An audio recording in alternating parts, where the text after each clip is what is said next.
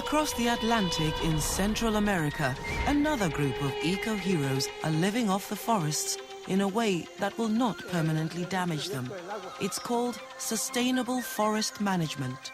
This forest looks like it goes on forever, but Honduras used to have twice as many trees. Between 1990 and 2005 alone, more than a third of the forests here were lost.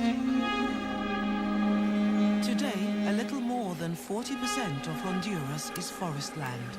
The trees here are one of the country's greatest natural resources. Like rural people all around the world, locals here depend on the forest to live. They clear the land to plant crops or raise cattle. They harvest trees for fuel or lumber.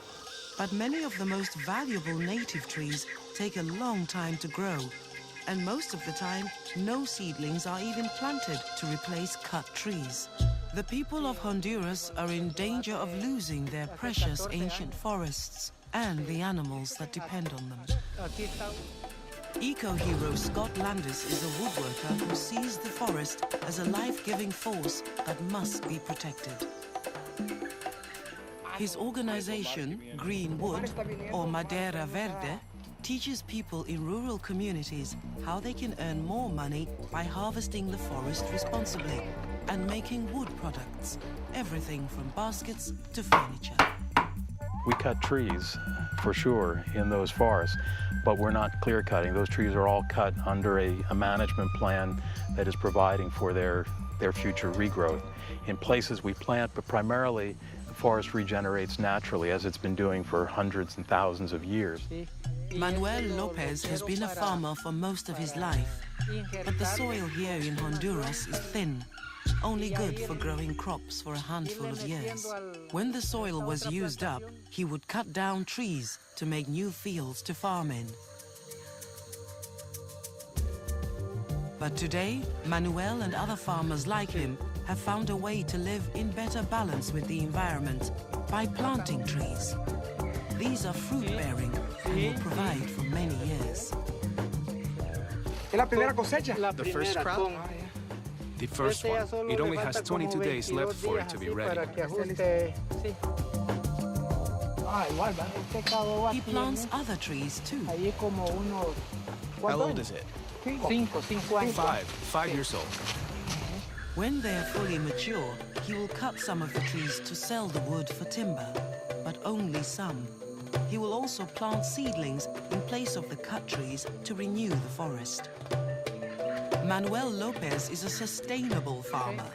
By learning more about the forest and its individual plants, Manuel can harvest the forest's resources whilst also preserving the forest for his future, supporting his family and protecting the environment.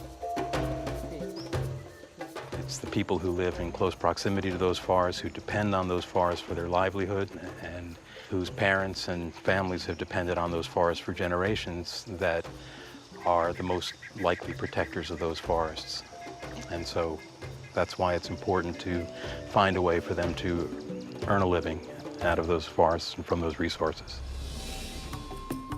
Like Manuel, Omar Betanzo struggled to earn money cutting down trees and farming.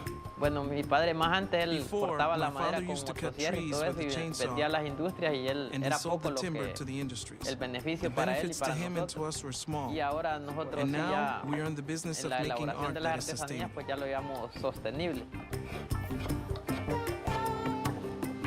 Siempre hay que dejarlo recto los 4 lados. Cutting trees was the only way they knew to make a living. Cutting trees is not in and of itself an evil deed or a bad thing. We need wood products to build our homes and build our furniture and to produce the paper that we use. But there are good ways and sustainable ways of doing that, and there are unsustainable ways of doing it, and we need to constantly look for ways to do the right thing. Omar learned the basics about sustainable forest harvesting, cutting trees selectively so that the forest continues to flourish, from GreenWood. He also trained with woodworkers like Scott. Now he's a furniture craftsman and a teacher.